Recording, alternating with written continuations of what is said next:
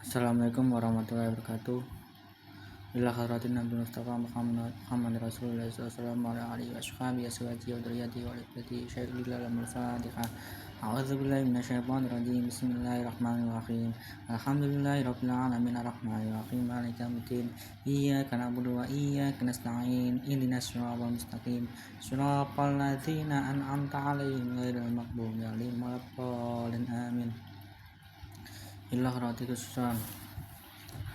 Syekh Al-Imam Al-Arifillah Ta'ala Zainuddin Qajatul Islam Abi Hamid Muhammad bin Muhammad Al-Ghazali At-Tusi Katasawwaru Kawana Waradariqahu wa nafa'ana wal muslimin bi ulumihi amin.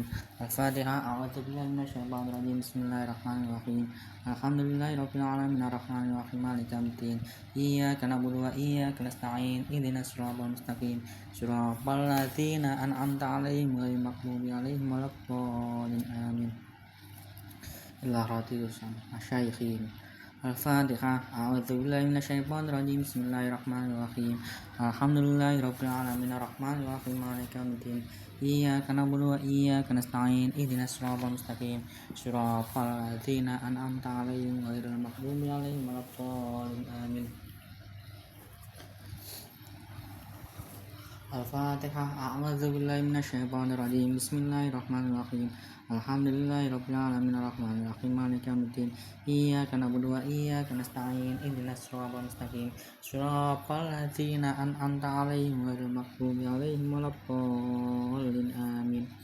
Qala musannifu rahimahu wa ta'ala wa nafa'ana bihi wa bi ulumihi fid dharain. Amin ya mujibas sa'ilin.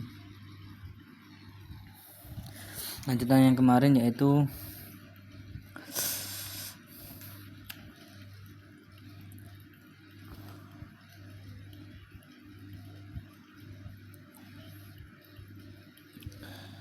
fa'akhadha fi qab'i hadhil aqabati bi'idnillahi ta'ala wa husni ta'yidi falamma faragha min qab'iha wa 'ada ila qasdil ibadati nadhara fa idzan an-nafsu fatiratun dha'ifatun kasla la tangshatu wa la tanba'ithu li khairin kama yahiqqu wa yanbaghi innama mailuha abadan ila ghaflatin wa da'atin wa rahatin wa papalatin bal ila syarrin wa fubulin wa baliyatin wa jahalatin faqtaja ma'aha huna ila sa'ikin yusawikuha ila khairi wa ta'ati wa yunshibuha lahu wa zajirun yasjiruha 'ani syarri wal ma'siyati wa yaftiruha 'anha wa huma arja wal khauf. Jadi kesimpulannya lanjutan yang kemarin yaitu hamba ini pasti bisa, seseorang ini pasti bisa menggapai aqobah ini. Dengan apa? Dengan izinnya Allah dan bagusnya kekuatannya, bagusnya keimanannya, bagusnya ketakwaannya. Maka tatkala hamba ini telah menyelesaikan tempuhan aqobah ini, seseorang atau hamba ini akan kembali kepada tujuannya ibadah. Kemudian hamba ini memandang atau berangan-angan, maka sedemikian itu dihasilkan adalah an-nafsu. Nafsu itu sangat mudah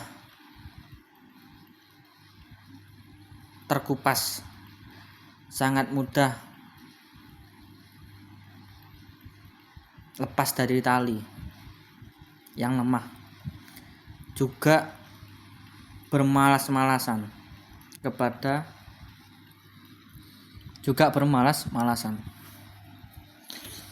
Nafsu itu sifatnya selalu mengajak manusia itu agar melemahkan imannya, agar mengendorkan imannya, mengendorkan ketakwaannya kepada Allah. Nafsu itu selalu condong kepada hamba, seseorang manusia yang selalu bermalas-malasan. Nafsu itu dikategorikan seperti itu. Dan nafsu la tangshitu, la tangsyatu, dan nafsu itu tidak ada keganasan sama sekali tatkala dalam keadaan beribadah, tatkala berdampingan dengan beribadah, tatkala bersamaan atau bersejajaran dengan manusia yang ketika menjalankan ibadah. Dan nafsu ini tidak akan bisa bangun wala tanfa'idul khairin, dan nafsu ini tidak bisa bangkit untuk menunaikan kebaikan, seperti hanya kenyataan kebenaran yang seharusnya ditetapkan, dibangunkan, dan dikendalikan. Wa inna mamailuha abadan ila ghaflatin, bahwasanya nafsu itu lebih condong kepada kelupaan, kepada manusia yang selalu bersifat lupa, selalu bersifat wada'atin, selalu bersifat nyaman. Dilihat kalau seseorang manusia itu lupa kepada Allah, lupa untuk menjalankan perintah Allah, lupa untuk mencegah larangannya Allah, dan dilihat seseorang manusia itu selalu bersenang-senang, berenak-enakan dengan dunianya tanpa berlalu lalang bekerja keras untuk menjalankan ibadahnya. Dan nafsu itu lebih condong pada sifatnya manusia yang suka dalam pengangguran. Nafsu itu lebih condong ke situ.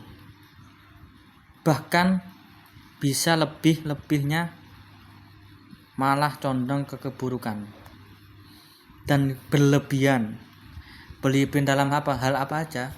Berlebihan dalam hal kepemilikan yang kurang kita syukuri, berlebihan dalam kita mendapatkan pujian, berlebihan tatkala kita mendapatkan makanan dan lain-lain.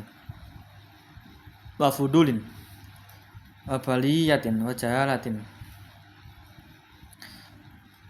bahkan nafsu itu lebih malah condong ke ujian, coba yang akan mengantarkan ke ujung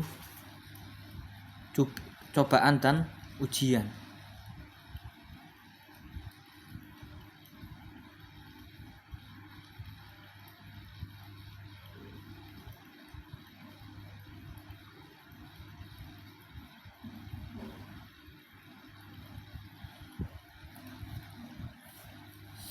Dan nafsu itu lebih condong ke kebodohan. Maka hamba ini dibutuhkan tatkala dalam keadaan seperti itu, ada perkara yang seharusnya dibawa, yang harusnya dibuat bekal untuk menghadapi perkara tersebut. Apa yang harus dibekali? Yaitu pengharapan dan ketakutan. Ar-raja wal khauf. Maksudnya gimana? Maksudnya adalah kita harus berharap selalu Allah itu melindungi kita. Kita harus selalu berharap Allah itu selalu mengawasi kita. Kita harus berharap selalu Allah itu selalu memberikan rahmat kepada kita. Jikalau kita ada harapan, pastinya kita akan selalu berusaha mendekat dan mendengar pendengaran atau panggilan dari Allah. Jikalau tidak ada ar-raja wal khauf dan ketakutan, rasa ketakutan yang dimilikinya, maka kita tidak bisa lebih banyak cara untuk mendekatkan kepada Allah. Kalau kita mempunyai harapan bahwasanya Allah selalu memberikan rezeki kepada kita, dan ketakutan, ada rasa ketakutan bahwasanya kita kalau tidak ada ibadah, kita tidak ada keberkahan dalam hidup kita, kita selalu berlebihan, kita selalu tidak ingat kepada Allah. Nah, ini ar-raja wal khauf. Jikalau ar-raja wal khauf ini sudah mengunci pagar daripada sesuatu yang tadi, sesuatu nafsu tadi, maka kita bisa mengendalikan nafsu. Faraja'u fi 'azimi thawabillahi subhanahu wa husni ma wa'ada min anwa'il karamati. Pengharapan ini bisa terbilang ditinjau dari kebesaran pahalanya Allah dan bagusnya apa yang telah dijanjikan oleh Allah, dari macamnya kemuliaan, dari macamnya keingatan kepada Allah,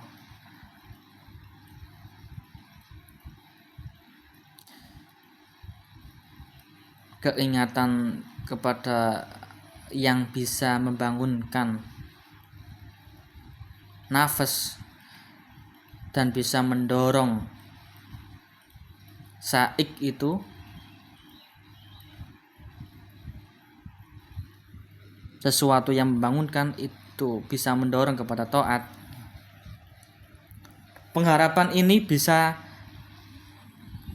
digapai atau bisa terjadi karena pada jalan pahala yang dijanjikan oleh Allah dan kemuliaan yang akan dijanjikan oleh Allah, dan keingatan yang dimana perkara tersebut selalu membangunkan nafsu kita, yang selalu perkara tersebut mendorong kepada nafsu kita untuk segera taat kepada Allah. Dan perkara yang mendorong tadi khauf dan roja itu selalu menggerakkan nafsu kita agar selalu taat kepada Allah. Wa yunshiduha, dan perkara tersebut saat itu selalu bergegas, selalu mencabui kepada nafsu kita agar selalu taat kepadanya. Wal khaufu min alimi iqabillahi azza wa jalla wa su'ubati ma au'ada min anwa'il uqubati wal ihanati zajirun yasjiruha anil maksiyati. Khauf itu pasti terdiri dari kesakitan siksanya Allah. Ada rasa ketakutan ini adalah muncul. Kenapa kok seseorang dikatakan takut? Karena apa? Karena siksanya Allah itu sangat pedih. Dan sulitnya perkara yang telah dijanjikan oleh Allah.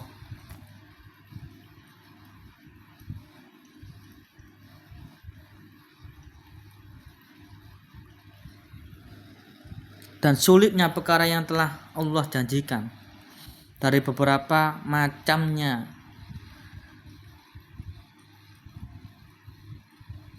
siksa dan kehinaan yang nanti akan mencegah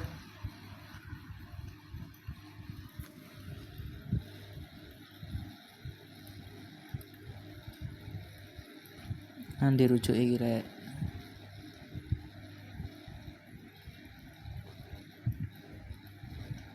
Yang nanti perkara yang mencegah itu akan menjaga diri kita tidak melepaskan nafsu kita berada di ranah maksiat. Jadi kesimpulannya gini, rasa ketakutan itu muncul tatkala kita ini memandang betapa sakitnya siksanya Allah, betapa sulitnya perkara yang Allah janjikan dari macam-macamnya siksa, dari macam-macamnya kehinaan, yang dimana itu dicegah, yang mana itu perkara yang mencegah itu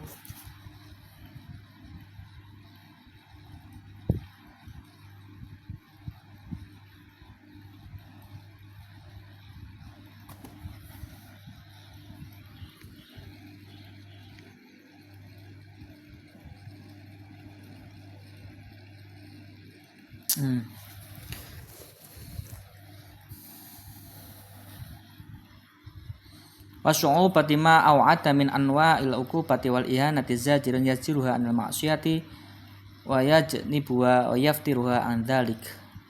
Fa hadhi uqbatul bawa'if istaqbalatu hunna fahtaja ila qabriya bi hadainil madkuraini fa akhadha fiha bi husni taufiqillahi azza wa jalla faqata'aha falamma faragha minha raja'a ilal iqbali alal ibadati falam yara aikon wala syagilan wajada ba'ithan wa da'iyan fayangshitu fa nasyata fil ibadati wa aqamaha wa anaqaha bitama misyauqi wa raqbati fa adama fa nafara. Rasa ketakutan ini muncul dari taunya kita betapa sakitnya siksanya Allah, dan taunya kita betapa sulitnya kita ini memilih dari beberapa yang Allah janjikan, yang dimana itu adalah pilihannya ada beberapa siksa dan kehinaan yang siap disajikan untuk kita, yang dimana perkara tersebut bisa mencegah nafsu kita daripada maksiat. Dan perkara yang mencegah tadi bisa menjauhkan kita, bisa menjauhkan nafsu kita, dan bisa melepaskan nafsu kita dari sesuatu maksiat. Fahada, maka akobah ini dinamakan akobatul bawa'ith, akobah penegasan yang berupa membangunkan.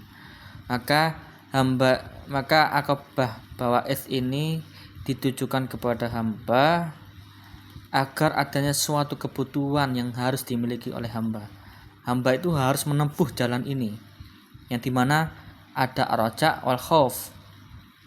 Dua perkara ini disebutkan bahwasanya hamba harus memandang dalam penegasan akobah bawa'ith ini dengan bagusnya taufik dari Allah, dan hamba ini bisa menempuh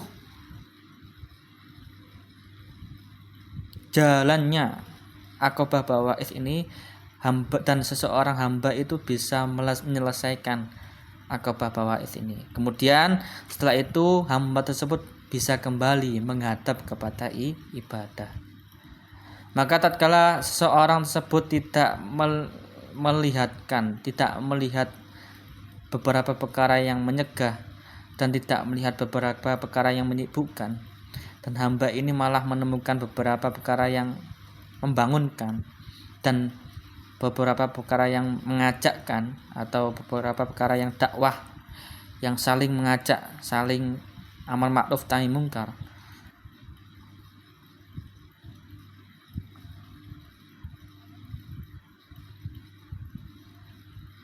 maka disitulah hamba itu bisa menemukan kekuatan kebersamaan ibadah.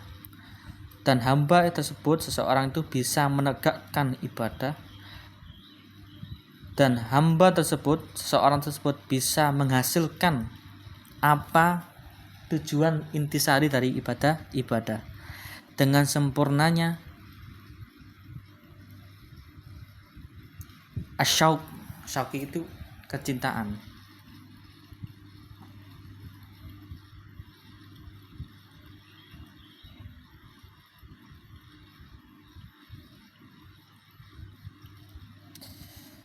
Dengan beberapa keterlibatan atau kesenangan bronto bitamami syauqi, dengan sempurnanya keikatan cinta, atau sudah adanya suatu ikatan hati ingin selalu ibadah kepada Allah, warak batilan suka kepada Allah, maka seseorang hamba ini selalu ingin melamakan, selalu ingin berlama-lama dalam menjalankan ibadah. Dan hamba ini bisa memandang, maka tatkala pada saat itu justru hamba seseorang itu bisa lebih jelas seberapa besar ibadah yang azimah, yang agung, yang mulia itu sampai mana, sampai seberapa batas mana ibadah yang agung itu, yang sampai seseorang itu bisa mencakup atau menanggung dari keseluruhan bitama misyauqi, dari keseluruhan sempurnanya asyauq warobah, cinta, keterlibatan, keterikatan kepada Allah, kepada ibadah, atas aftanun azimatani,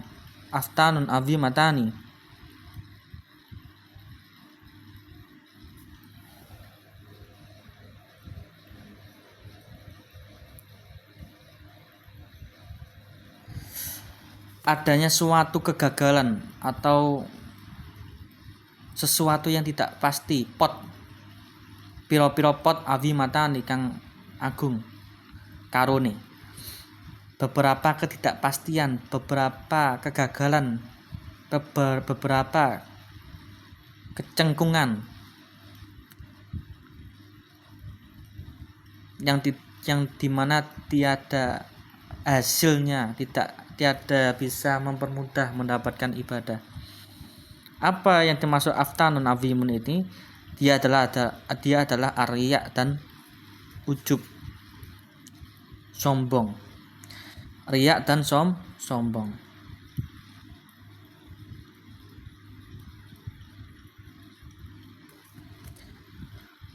Satu kali saja hamba itu selalu menekankan taatnya kepada nas, kepada manusia sekitarnya, maka seseorang itu bisa merusak ketaatannya. Satu kali saja ingin dipuji orang lain, satu kali saja ingin ditampakkan orang lain apa yang telah kamu kerjakan, apa ibadah yang telah kamu kerjakan, maka dia sudah merusak ketaatannya kepada bitamami syauqi warokbati, kepada keterlibatan atau keterikatan cintanya kepada Allah. Wa ukhra yamtanu an dzalika wa yalumu nafsahu fayajubu bi nafsihi fayahbibu al ibadata alaihi. Dan pada sisi yang lain dia melakukan lagi. Seseorang itu bisa mencegah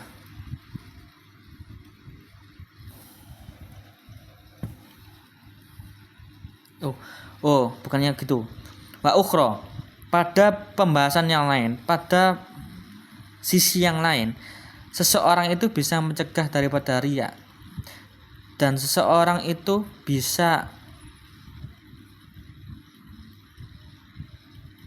melatih keras kepada nafsunya. Lalu seseorang ini takjub, sombong kepada nafsunya. Sombong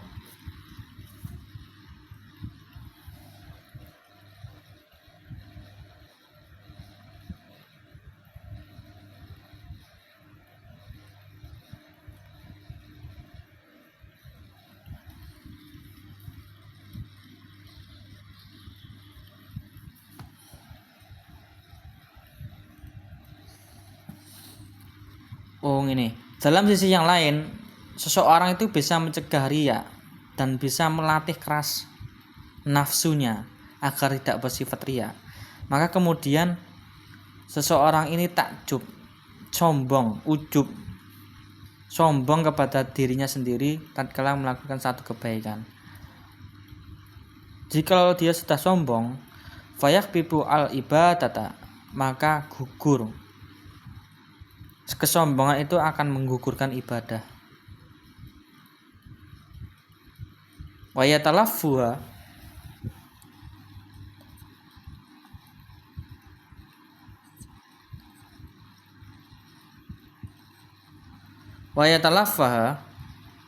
wa yufsiduha fastaqbalat suha unal uqbatul qawadih.